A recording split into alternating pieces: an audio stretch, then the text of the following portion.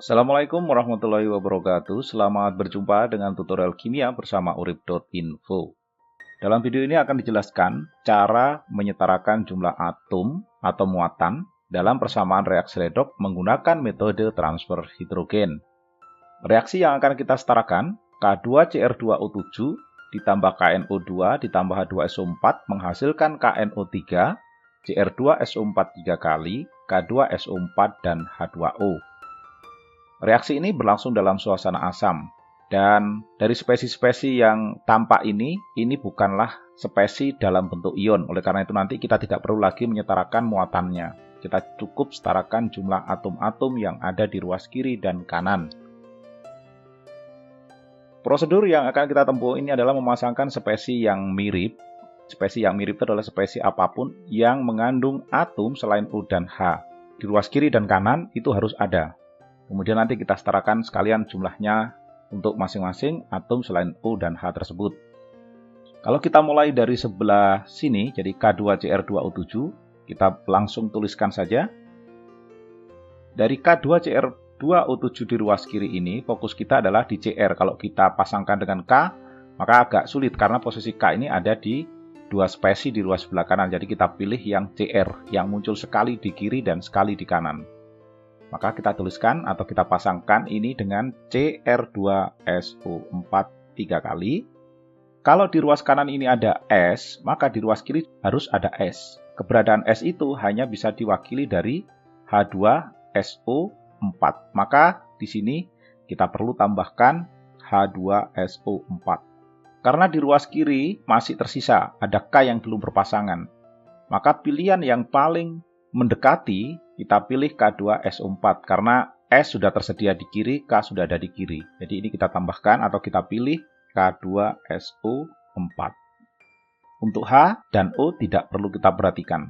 Selanjutnya pasangan yang tersisa, spesi yang tersisa di kiri dan kanan ini adalah KNO2 dan KNO3. Kebetulan kedua-duanya unsur selain O dan H sudah terpenuhi. Jadi ini kita pasangkan. Di semua unsur selain O dan H sudah memiliki pasangan masing-masing. H2O tidak perlu kita sertakan. Selanjutnya kita setarakan jumlah unsur selain O dan H. Kita periksa dulu K di ruas kiri ada 2, di ruas kanan sudah ada 2, kemudian Cr di kiri ada 2, di kanan juga sudah ada 2. Tetapi untuk S, kita lihat di sini S jumlahnya 3 spesi ini, kemudian satu lagi di spesi yang ada di sebelah sini, sehingga total S ada 4. Oleh karena itu, pada H2SO4 kita kalikan 4, sehingga S jumlahnya sama. Persamaan kedua, K di kiri dan kanan sama, N di kiri dan kanan sama. Berarti semua unsur selain O dan H sudah sama jumlahnya. Berikutnya kita setarakan muatan. Dan tadi sudah dikatakan bahwa ini adalah reaksi molekuler yang tidak melibatkan muatan lagi. Berarti tahapan ini kita bisa lewati. Kita dapat langsung menyetarakan jumlah O dengan menambahkan H2O pada ruas yang kekurangan O. Kita periksa. Persamaan pertama. O di kiri ini ada 7 dan 16, jadi ada 23. Sementara di ruas sebelah kanan, ini ada 12 dan 4, 16. 16, 23 berarti selisihnya 7. Jadi yang di sebelah kanan ini kita tambahkan 7H2O. Kemudian persamaan kedua, O di kiri 2, di kanan ada 3. Oleh karena itu, yang di kiri kita tambahkan H2O. 1 H2O saja, sehingga jumlah oksigennya ruas kiri dan kanan ini sama-sama 3. Langkah selanjutnya menyetarakan jumlah H dengan menambahkan atom H atau H yang ada di dalam tanda kurung siku ini. Kita mulai dari persamaan pertama. H di kiri ini ada 8. Ada di sini. Kemudian H di ruas sebelah kanan hanya ada di sini. Jumlahnya ada 14. Sehingga terdapat selisih H sebanyak 6. Oleh karena itu, di ruas sebelah kiri, karena dia kekurangan H untuk mengimbangi yang ada di kanan, kita tambahkan 6H. Biasanya kalau dalam persamaan reaksi pertama H di kiri, nanti persamaan reaksi yang kedua ini, H pasti posisinya di sebelah kanan atau di ruas kanan. Dan benar saja, H di ruas kiri untuk persamaan kedua jumlahnya 2, sementara di ruas sebelah kanan tanpa ada H. Oleh karena itu, ini kita tambahkan 2 atom H. Nah, sekarang tampak hidrogen di masing-masing persamaan reaksi sudah setara. Hanya saja hidrogen yang dilepas yang sebanyak 2 itu belum imbang. karena pada persamaan reaksi pertama ini dia membutuhkan 6H atau 6 atom hidrogen. Nanti kita bisa samakan di tahap berikutnya. Sebelum ini dilanjutkan, tampak kalau ada H di ruas sebelah kiri, maka ini menunjukkan reaksi tersebut merupakan reaksi reduksi. Sementara bila ada H di ruas sebelah kanan, ini merupakan reaksi oksidasi. Jadi persamaan pertama merupakan reaksi reduksinya, persamaan kedua merupakan reaksi oksidasinya. Selanjutnya kita samakan jumlah atom H yang diterima dan yang dilepas. Yang diterima 6, yang dilepas 2. Sehingga yang dilepas ini perlu kita kalikan 3. Ini untuk memenuhi agar hidrogen yang dilepas dengan yang diterima itu sama. Hasil hitungnya kita letakkan di bawah.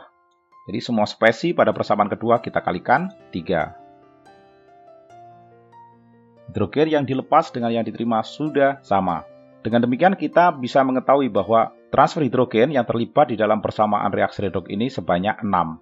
Jadi yang dilepas 6, yang diterima 6. Oleh karena itu, kita bisa tuliskan di sini untuk sekedar menandai bahwa terjadi transfer hidrogen pada reaksi redoks sebanyak 6 atom H.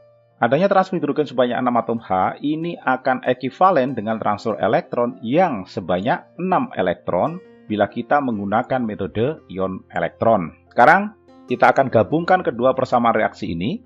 Yang ada ini kita gabungkan, untuk ruas kiri kita gabung dengan ruas kiri, ruas kanan kita gabung dengan ruas kanan.